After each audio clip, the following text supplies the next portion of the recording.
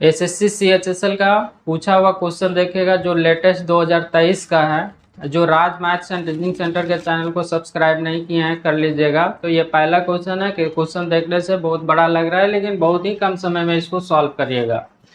एक निश्चित धनराशि पर जब 2 वर्ष के लिए निवेश किया जाता है, चक्रवृद्धि ब्याज और साधारण ब्याज, मतलब कि सीआई और एसआई यहाँ पे दिया हुआ है। सीआई है 300 और एसआई कितना है 250 है। साधारण और चक्रवृद्धि ब्याज दोनों के लिए प्रति वर्ष ब्याज की दर समान होती है।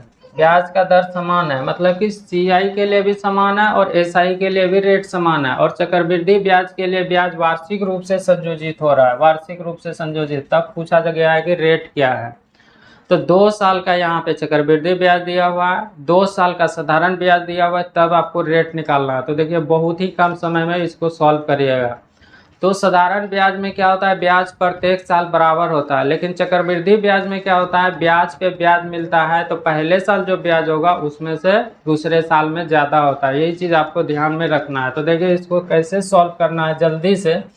तो जल्दी से इसको सॉल्व करने के लिए आपको क्या करना पड़ेगा, तो देखिए 2 साल का यहाँ पे क्या दिया हुआ है, साधारण ब्याज 250। तो प्रत्येक साल कितना होगा, तो 250 में 2 से भाग लगाइएगा तो मतलब कितना होगा 125। 125 होगा पहला साल का, दूसरे साल भी 125 होगा। ठीक है। और 1 साल का साधारण ब्याज, ये तो खैर एसआई है, और सीआई जो होता है कि 1 साल का सीआई और 1 साल का एसआई बराबर होता है। तो 2 साल का यहाँ पे चक्रवृद्धि ब्याज दिया हुआ है कितना, 300 दिया हुआ है। तो पहला साल कितना होगा 125 होगा।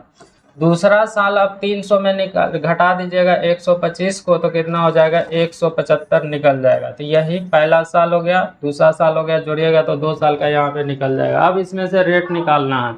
तो रेट निकालने के लिए क्या करिएगा, इसमें से माइनस कर लीजिएगा। तो ये 175 में 125 को घटाइएगा तो कितना होगा 50, और भाग किससे लगाइएगा, तो साधारण ब्याज 125 से प्रतिशत में बदलने के लिए 100 से गुना कर दीजिएगा, आपका आंसर हो जाएगा। 25 से काटिएगा 4 बार में कटेगा, और 25 से 5 बार में कटेगा, और 5 से 50 कटेगा 10। 10 गुना 4 करिएगा तो कितना निकल जाएगा, 40% निकल जाएगा। तो यही इस प्रश्न का यह आंसर हो जाएगा।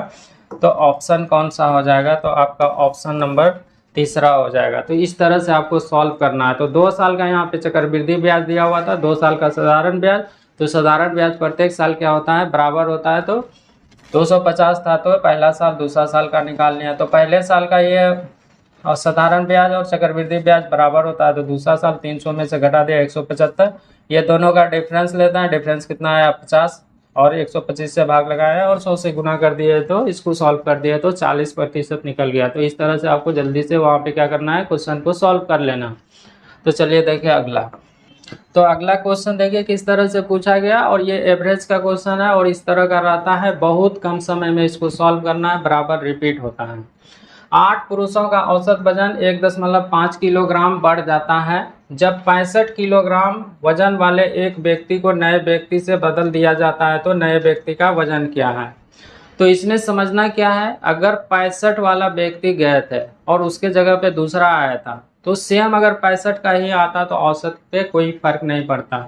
ये जो 1.5 kg जो बढ़ा है, क्यों बढ़ा है, 1.5 जो बढ़ा है क्यों बढ़ा है, तो इससे पता चल रहा है कि जो बदला गया व्यक्ति, ये पुराना वाला जो व्यक्ति था 65 वाला व्यक्ति गए, उसके जगह पे दूसरा आया, ज़्यादा का आया, तब औसत बढ़ा है। तो नया आदमी का औसत निकालिएगा तो क्या करिएगा, पुराना वाला को जितना केजी का है रहने दीजिए। तो कितना है, तो 65 केजी है, तो 65 लिख दिए। अब देखिए ये नया वाला ज़्यादा का होगा, तो यहाँ पे क्या करिएगा, प्लस लिखिएगा। कितना औसत में बढ़ रहा है, तो 1.5, 1.5 कर दिए। संख्या क्या गो है, तो 8 से गुना कर दीजिएगा और भाग किससे लगा दीजिएगा, तो 1 से।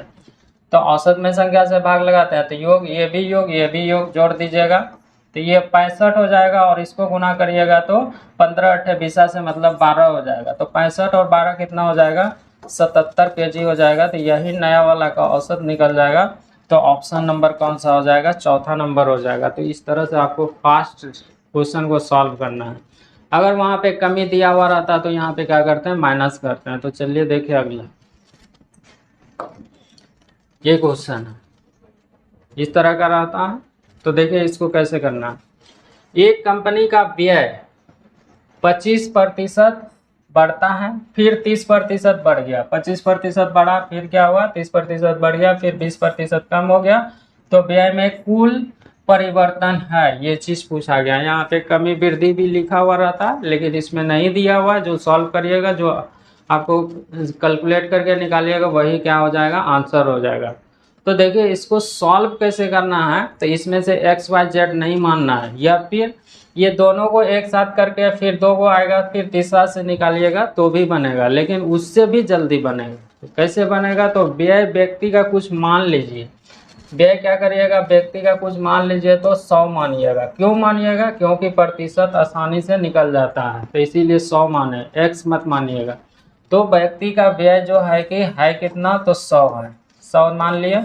अब देखिए इसमें से 25% बढ़ गया, तो नया वाला जब बढ़ेगा तो 25% तो 125 निकालिएगा, तो 125 हो गया। कब हुआ, 25% बढ़ने के बाद।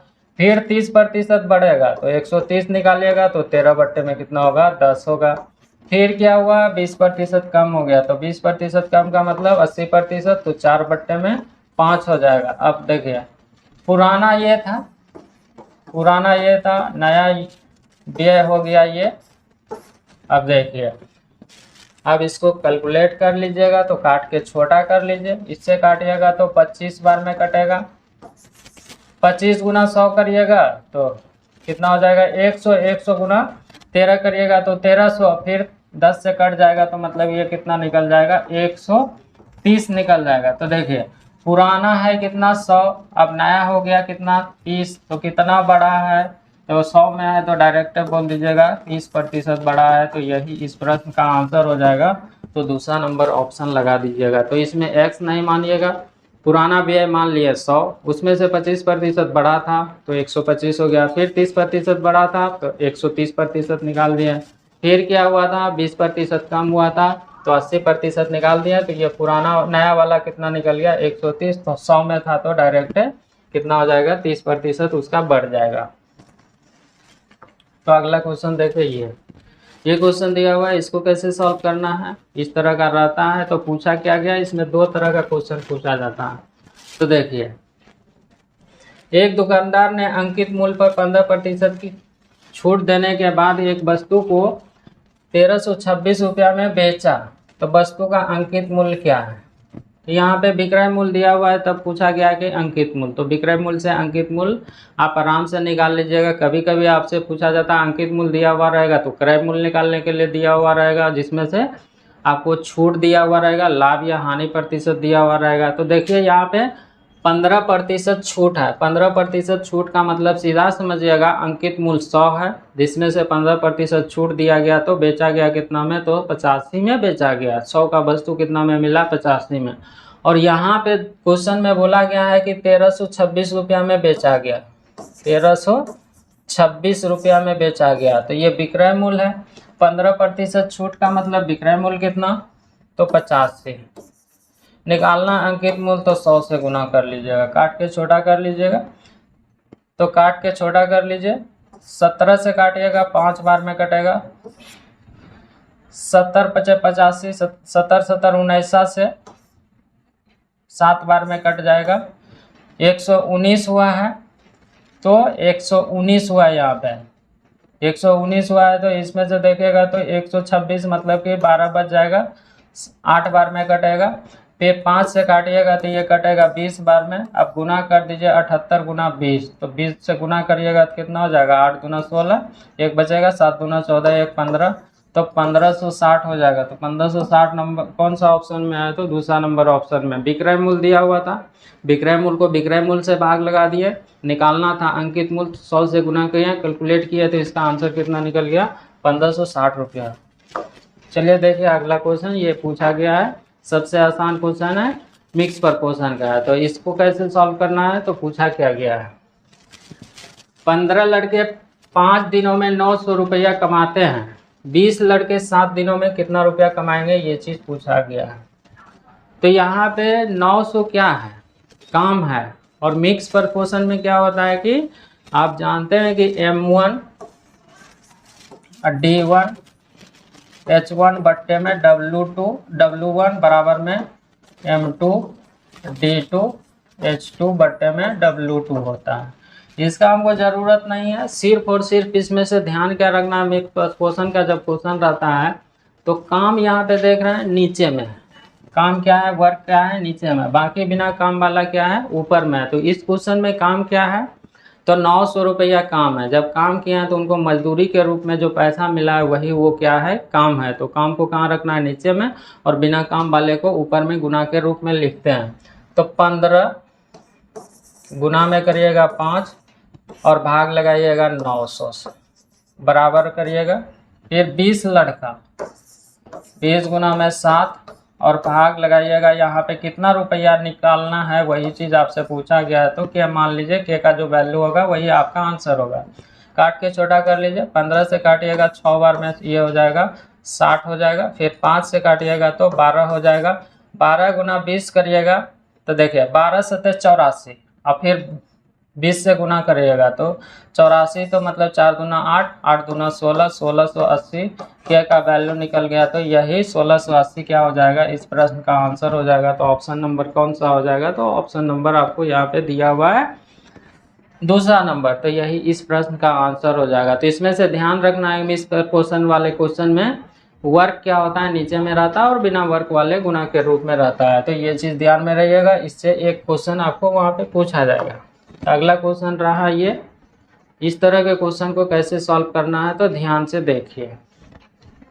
ये तो क्वेश्चन रिपीट ही हो गया है, ये क्वेश्चन रिपीट ही हो गया, परिवर्तन जो पहले देखे थे ये क्वेश्चन हो गया है। चलिए ये क्वेश्चन हो गया, ठीक है। तो जितना भी क्वेश्चन देखें, बड़ा क्वेश्चन लग रहा था देखने में, लेकिन बहुत कम समय में आप क्वेश्चन को क्या कर रहे थे, सॉल्व कर रहे थे। आप शेयर भी करिएगा, दोस्त लोग के साथ भी शेयर करिएगा। आज भर इतना ही, थैंक्स।